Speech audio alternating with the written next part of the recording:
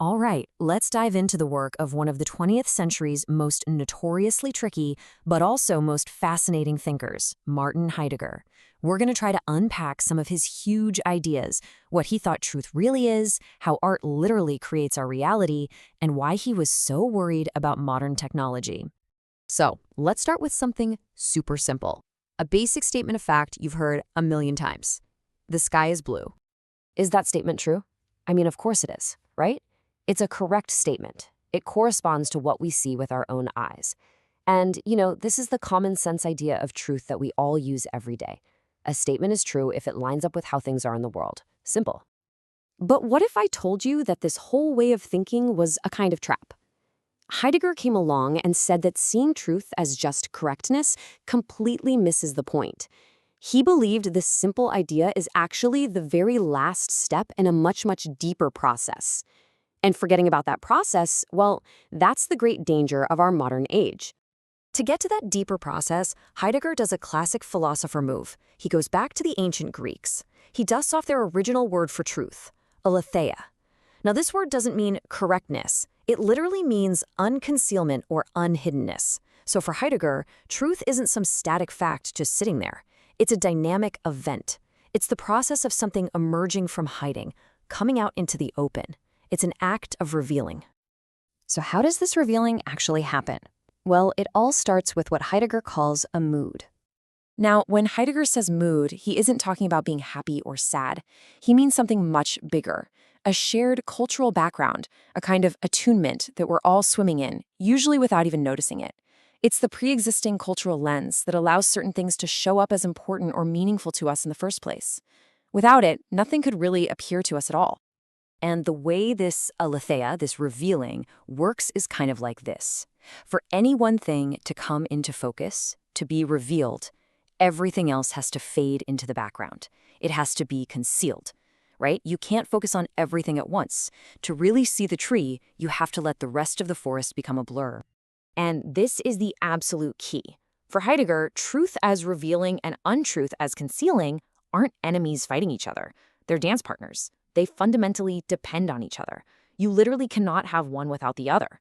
This dynamic interplay is what truth is.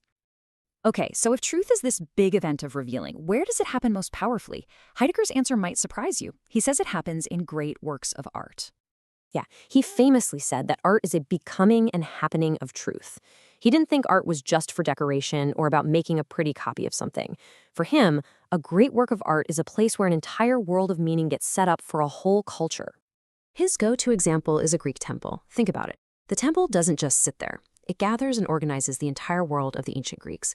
It creates the relationships between gods and people. It defines what counts as a victory or a failure, and it sets the stage for all the shared practices that give their lives meaning. It literally opens up their entire world.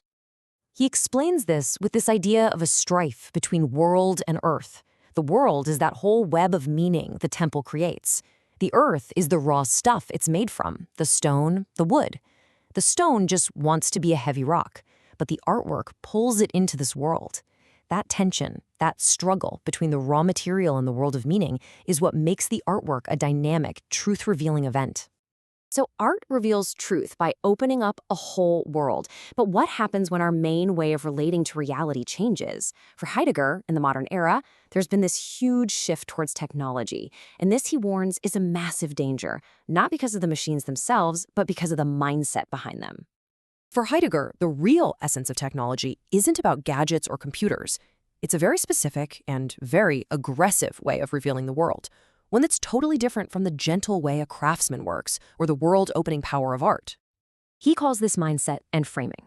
Basically, it's a way of looking at the world that aggressively challenges it, that demands that everything, and I mean everything, show itself to us as nothing more than a resource to be controlled, optimized, and ordered around for maximum efficiency.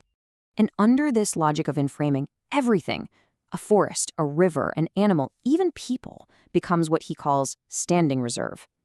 Things lose their own character. They're no longer seen as things in their own right.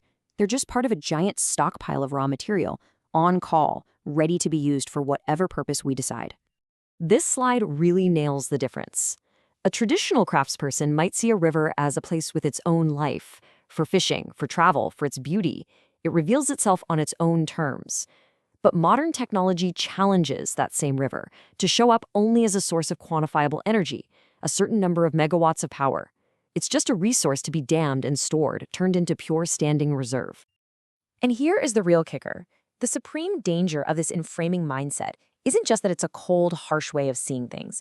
It's that it becomes so total, so all-consuming, that it conceals every other possible way of revealing. We completely forget that this is just one way of seeing the world. We forget that truth itself is a kind of gift, not just something we produce and control. So, if we're not supposed to be the masters of this giant technological system, then what are we? Well, Heidegger offers us a pretty beautiful and profound alternative. Our role is not to be the all-powerful masters who stand over the world, imposing our will on it and deciding what everything is and what's true. For Heidegger, that's the absolute peak of the arrogance that end-framing leads to. Instead, he gives us this poetic, powerful vision. Man, he says, is not the master of reality, but the shepherd of being. And what does a shepherd do? A shepherd attends to things, guards them, cares for them. Our true job is to cultivate an openness to this mystery of aletheia, to the constant revealing and concealing that's always happening. We aren't the source of truth. We are the ones who get to be responsive to the giving of the world.